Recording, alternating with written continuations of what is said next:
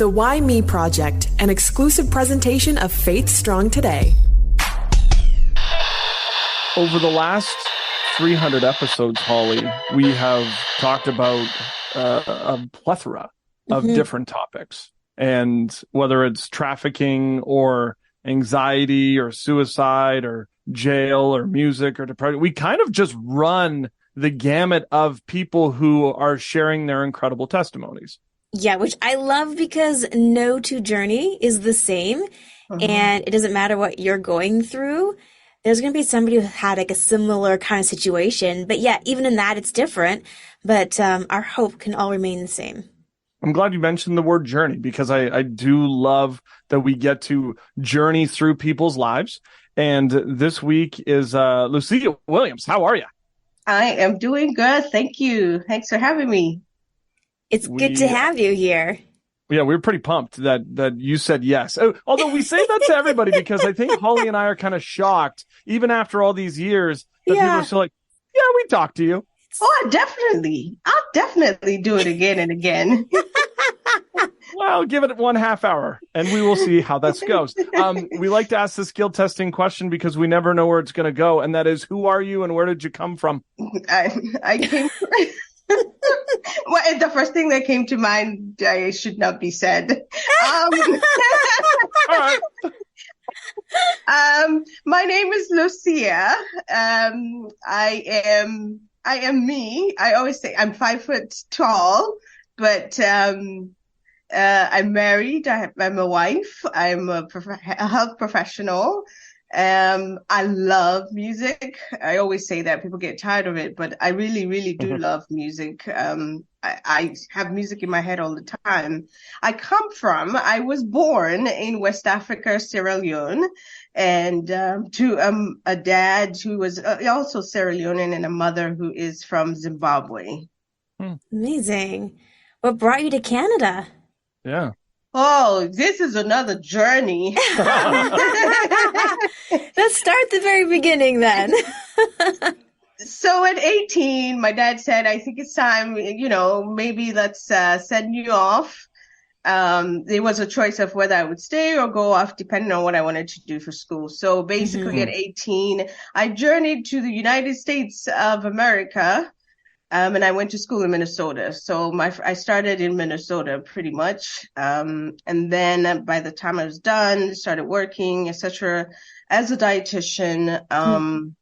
And then I relocated to Canada after a few years of working, because also I wanted to pursue my current career, which is as a physician assistant. So I blend everything, but I'm a PA. I work as a PA. I feel like Minnesota is like the training ground to then come up to Canada. I was going to say the same thing. It sure is, because you know why? From Minnesota, I also lived in Jersey, but after coming to Canada, I went to the PA, Manitoba. Okay. Do you know the PA, Manitoba? Yes. You're ready. You're getting training for it. And it's like, you might as well. How do you eat an elephant? You ate it all at one time. Yeah. I did pretty much. I did. At a minus 60, I sure did. I would like to say that I'm educated, but I don't think I am when it comes to, I don't know a lot about Africa, West Africa. So what is life like growing up there? Well, it's never a boring day. You never have a down day. It was pretty good. I mean, at the same time, there are things that don't come as easy as if you were in the Western world. But I think everyone's journey is different. I keep saying journey because you all keep saying journey, but everyone's childhood is different. Even being in Sierra Leone, my parents did their best to, kind of sometimes to the best of their ability shelter us, but Sure. There is everything you could think of that you hear from a developing country, but also there's the other aspect of the developing country that most people don't know, which is you don't walk in the streets necessarily see people with flies all over themselves or that kind of thing. But there is still the struggle for sure. I'm glad you said that, because there is this misconception of any country in Africa that is almost like this savior complex that I feel North America has. And we always see the huts, we see these rudimentary pumps with water, which I know in the rural areas, yeah. But there's Yep, so yep. much more to each country. They're all so unique, distinct, lots of languages, and that rich culture doesn't, I don't think gets the light shone on it as much as it should. That's true, but it's good. It's getting much, much better, actually. Yeah. Was there worry for you? And I see more so just as a woman traveling to a new country. Because I mean, as a guy, I would feel completely scared going to a new place, new things, new ideas, and plus it's minus 60. How was it for you when, at the age of 18, your dad was like, okay, where do you want to go? Yeah. Get out of here. Yeah, pretty much. Well, I think two things. It's not that we didn't have a choice, but they were trying to do the best thing for myself. So that's the mentality, right? This is the best thing for you at this point in time. Secondly, I think I am built that way to an extent. So when I have relatives in Minnesota, but the thing how it worked is when I applied, they went to the university they went to is what I thought I was applying to, but I actually applied to a different university further up north. I seem to like the north. Apparently. I actually ended up being all by myself up there. But I mean, because to us, it's almost it's exciting. It's an adventure, right? So what about going back? I mean, was there thoughts of you'd get an education, you'd get the dietitian and all these things that you were working towards, and then going back home and being with your family again?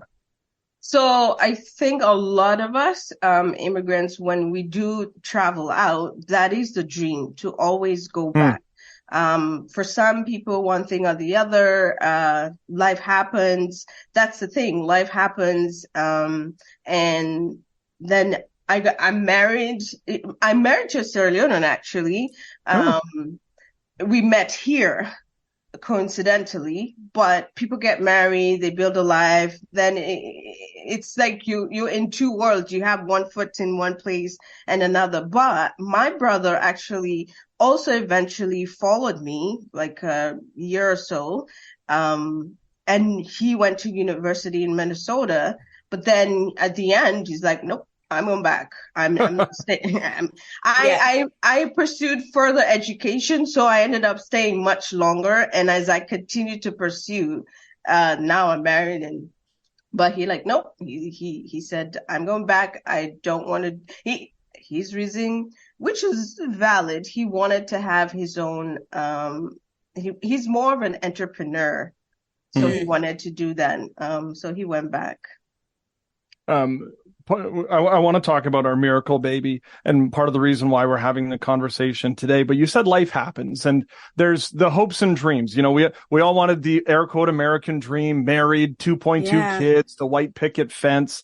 But that's not always how it happens. And so when it comes to for you and your relationship, you're married. And then we want to have 1 million kids and we want to continue to live in Ontario? That we did have that conversation. My husband's like, oh, sure, 3 or 2, I'm fine with whatever. And in my head, I'm a planner. So I planned it like, yeah, let's do 3. I think 3 is a good number because for us, it was just the 2 of us. So 3, adding 1 more was a good number. But again, there's a saying, I don't know if you guys know it, that if you want God to laugh, just tell him your plans. Yes, I love that saying. It's so true. So very true. So, I mean, then this is where we are. And we're just enjoying life as it comes. For you and the educational channel that you selected in the health industry, what drew you to that vocation? I love caring for people. I developed initially, I just loved the medical aspect, the science, the medicine. And then I've discovered my gifts, some of my gifts, and one of them is caring for people, is service. And so with the two of them together, I pursued the PA career, and then blending. So in my mind, it's the two, nutrition and medicine go together. And they have to gel together. A lot of times you don't see that happen, but they go together. So you have this career of and this love of service and nutrition and medicine. And then you decided that you weren't busy enough, and you decided to then write a book. You wanted to become an author. Our Miracle Baby, Dare to Believe. Why did you then decide to write the book? I actually wear a lot of hats. It's just because I love doing things and trying new things. But specifically for the book, we came to a place where medically we went through the process of fertility treatment. And so as we were going through that, I, myself, my husband, you start noticing things that are going on. And when you're going through this thing, that's when it's almost like your eyes open and you're like, oh, I'm not the only one. Not that you didn't know before. I'm sure you met people. I know you've heard that someone is going through fertility or someone is, they've been trying for children but when you're in it, you're like, wow, there's so many of us.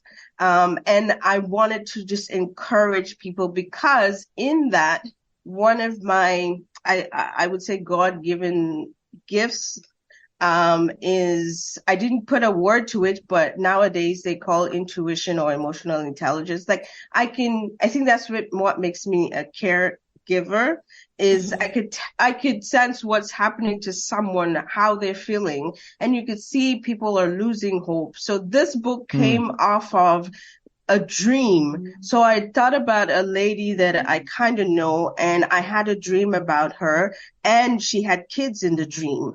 And it wasn't just any dream. I knew it was just God speaking, but I didn't really know how to approach this lady. Like I said, I don't quite know her. We don't have these conversations. So I thought, how do I get this, how do I encourage people? And Holy Spirit said, book. I say this over and over. Writing, I was never a fan of writing.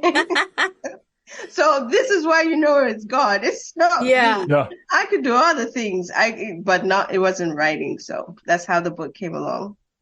Did you feel, so I mean, I have friends where they look at each other, they have a baby.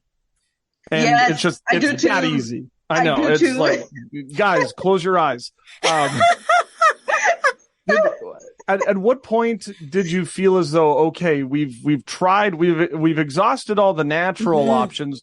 We want to try something else like fertility?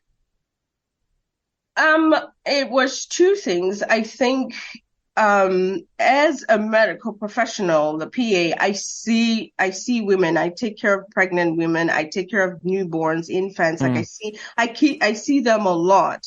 But the funny thing is, it never really clicked until we're going in 2 years. And so I'm like, oh, wait. I mean, it doesn't mean that at year 2, you should have had a baby, or year 1, you should have had a baby. But I was just wondering, we're really trying. It's not like there's lack of effort.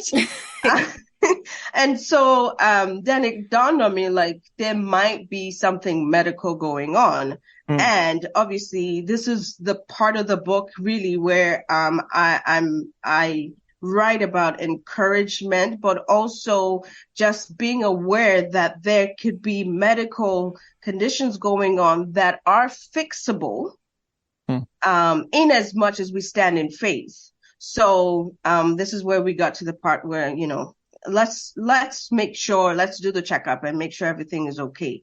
And we did, it was fine. But yeah, that's how we got to that place. I know when people are in that season, it can be a season where you feel guilty. What did I do? Is God mad at me? Maybe it would be something medical, and there's almost that hope that it's not me, it's something else. Right. How did you and your husband navigate that season and just the barrage of emotions that follow? I think at the end of the day, we just have to trust God. We really had to, you really end up drawing closer to God just to help you through. And the emotions come and go. But I got to a place where I'm like, I'm more, like I said, I'm always singing and, laughing and joking about. But then I got to a place where like, why am I so always serious? What's going on? And then sometimes my husband and I, we when I have to say it because it happens when the period comes, you're waiting. You have sometimes your body plays tricks. 2-3 days, it's like, oh, it's delayed. And then it comes and we're like, oh, next time. But then I found that we got to that place where it became a silent, we don't say anything. We didn't say anything. We're just like, it happened, moving on. So, and if you allow that to keep going, then you get into different places where, it affects even the spouse's relationship. So we recognized that, and then we started working through that. So thank God we went past that. But there are a lot of people who have never identified what's going on. They just have these feelings and just keep going. And every day it's almost like someone putting a weight on you, and you keep getting lower and lower. And if you don't, you lose hope. I'm glad that you actually mentioned the spousal relationship, because a lot of times when infertility is going on, that's not talked about. Because it's maybe the woman who's struggling because she's doing all of these things, or the guy blames himself because maybe he's not. So how was it between you and your husband as you were going through this? I think we went through all the emotions.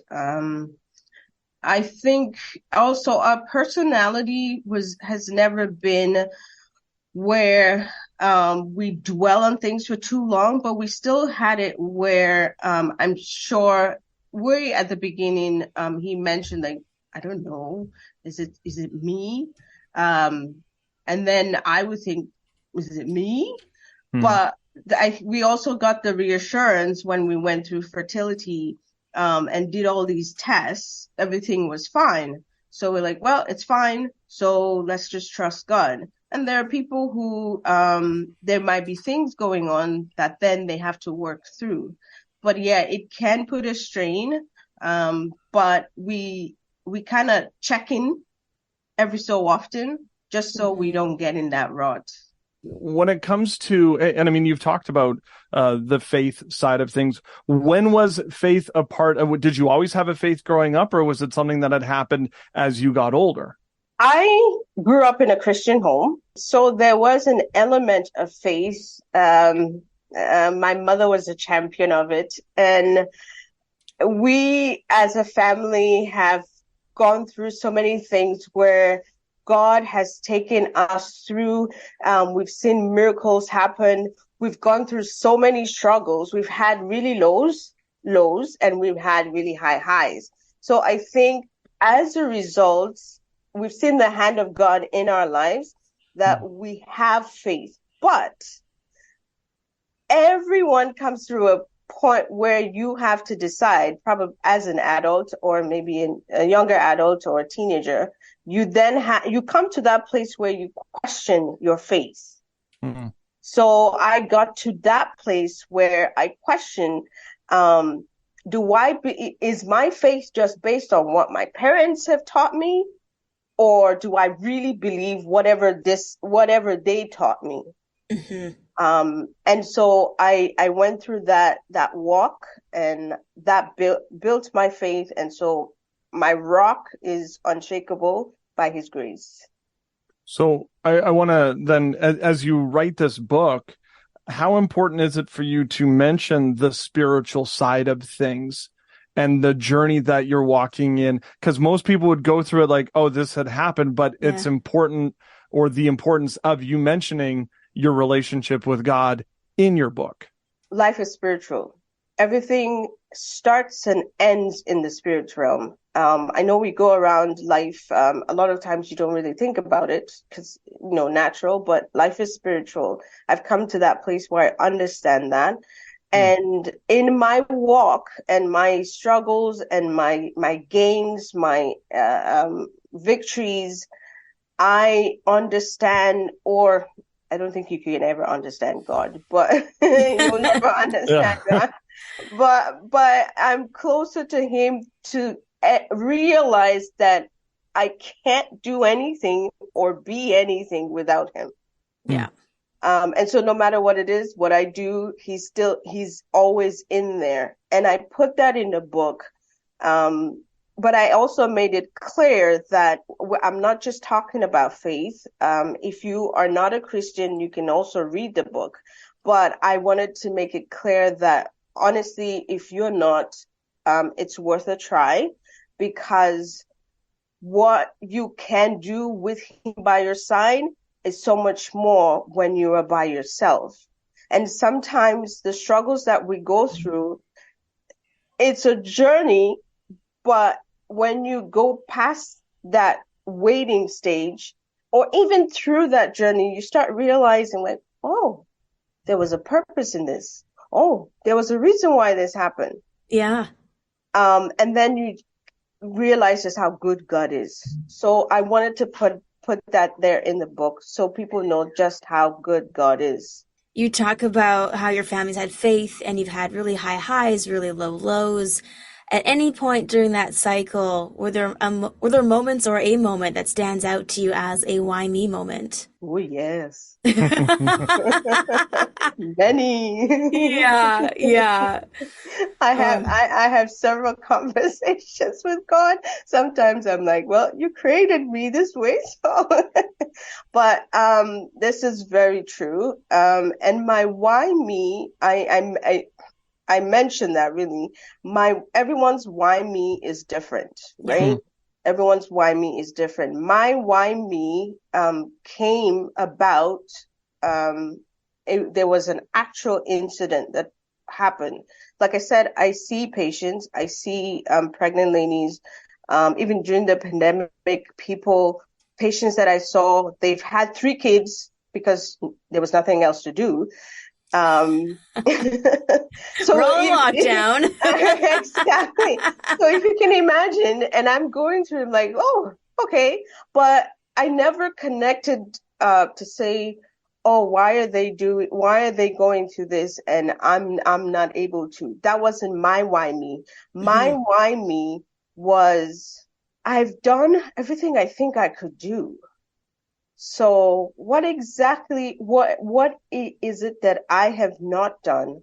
Or if it's something that I have to go through, what is it? Like, what's the purpose? So that was my why me. It's like, okay, what's the purpose of this happening? Why can't it be just simple and straightforward and give me something else to fight about?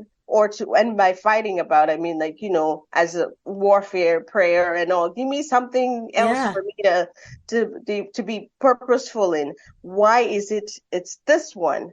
And I think one of the reasons why I got to that place is, like I said, I plan. I have plan A, plan B, plan C. And so it got to a place where I couldn't do anything else. It was just about, you have to trust God in this. And this was a new place of trusting God. I have had so many different situations where I've had to trust God. You can even say somewhere even harder, but this was completely different, completely out of my hands. I was doing everything you could think of. So why me in this situation? Yeah. Yeah. Where are you now with the fertility treatments and you and your husband and trying to create a family? We are on a pause. So basically, we went through, if you go through fertility treatment, there are different options, different treatments. It might be as simple as just making sure you're calculating your ovulation date well. And if you do, you coordinate it, voila. It might be that maybe the tube is blocked, so they can some doctors will say they have cobwebs and they remove. That's, I guess, one way of looking at it. They remove the cobweb. It could be that the male sperm, there's not enough, or it doesn't have enough energy. So there's a procedure where they help to get it there. Then you have obviously in vitro, etc. So it is really up to you and your partner, your spouse. But we went through so many, and then we thought, this is getting too consuming. It's consuming everything in our lives. Yeah. Time, emotion, and my hormones were changing because there's some, depending on which stage, you might have to take certain hormones. And it was just so, we thought, just take a break. Just take a break. So we are on a pause, but we're still trusting God, because even when you're going through that, you still have to trust God that it's going to be fruitful. I don't want to be a jerk, but if the fertility thing doesn't work, have you thought about adoption? Have you thought about getting a dog? You know what I mean? Like, I'm just... No, I've had these questions. Right. I'm just, because I know that there's people who are listening who are like, okay, you've talked to people who've gone through infertility and they have kids. Yeah. But I don't think a lot of times we talk to somebody who's in the midst of it or hasn't had. And so there are other options. And my assumption is you and your husband have had these conversations. Yeah. We've had these conversations. We've had people ask us these questions. I think at the end of the day, it's basically what works best for the couple. Yeah. And I think these are not out of the question for us. It's not that we don't want to. I think we just got to that place where we just wanted to just pause in trying to think we need to do this to get it to get the kids, to get the children. I think that's where the dog is a debate, because my husband wants a cat. I don't want a cat. I want a dog. He doesn't want a dog. So we haven't come to a compromise. You know what? I will say this is that I'm excited for the future for you and your husband. Holly and I always say to people, we'd love to have you back. We'd love to be, and we have yet to have a guest, be a repeat. Whenever the next stage of life happens for you and your husband, whatever that may be, I would be very excited to have you back on and hear kind of what that next journey is going to be. I would love to. At that time, I would probably come when I'm pregnant and come with a baby. We're hoping for twins, so I will be chuckling. As long as it's not in the delivery room, I'm cool. Yeah, we're good. We're good. Although, Johnny, you do have a dream to deliver. They wouldn't even let me deliver my own kid. They're like, you could drop him. And I'm like, it's my kid. Let me drop him. Who cares? Well, I must say, Isaiah 66:9 actually says that will he not bring you to that place and not bring to birth? So, hey, you could be there. There you go. I needed you at that moment. Yeah. LuciaWilliams.org. You can jump on our website. Book available now. Love your heart. Thank you for taking some time and sharing it with us. Yes. Thank you very much for having me. It's my pleasure. I'm just being obedient, really, because originally I was like, I really have to go and talk about all these things. But I see why. I'm getting it. Why? The why. Yeah. So, yeah. Amazing. Thank you. I appreciate her perspective, because her perspective is different from others that we've had on our podcast. Yeah, like you said during our conversation with Lucia, often we get the story after there's a resolution, and Lucia is still very much in that journey. the wanting and the waiting. Yeah. But I love the faith side of things. I love her hope. I love the fact that there's so much in the time that we spent with her. And I'm very excited about Holly having her back and hearing what the future is, whatever that may be. Yeah, exactly. I love her hope, as you said, but just like her disposition, just so much joy and peace. And I think the world can use a lot more of that, no matter what situation you find yourself in. Yeah, and how difficult the waiting is, because we don't know how long that waiting period is. Oh yeah. For whatever it is that you're going through, and we just we hope that it's going to be, in our time. We're just like, I've been waiting for, Yeah. And Yeah. you're like, it's only been an hour. Yeah. God, like the clock is ticking, right? Right. Like, speed this up, man. Anyway, we appreciate you so much. Over 300 episodes now, and it's because of the projectors who continue to follow us on the socials, who continue to download, who are listening and telling their friends about what you and I have been doing. Yeah, and so we just want to thank you for that.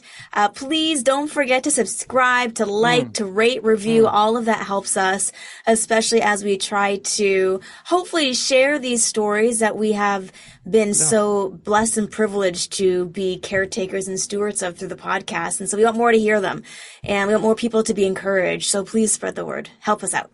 And if you know somebody who has a story that we need to talk with, reach out on Instagram, reach out on Twitter, email us, send us carrier pigeons. I would say you shoot like something in the air, but with all the smoke that's happening around it, we probably ain't going to see it. Exactly. But we'd love to hear from you, and also check out places like Edify and faithstrongtoday.com.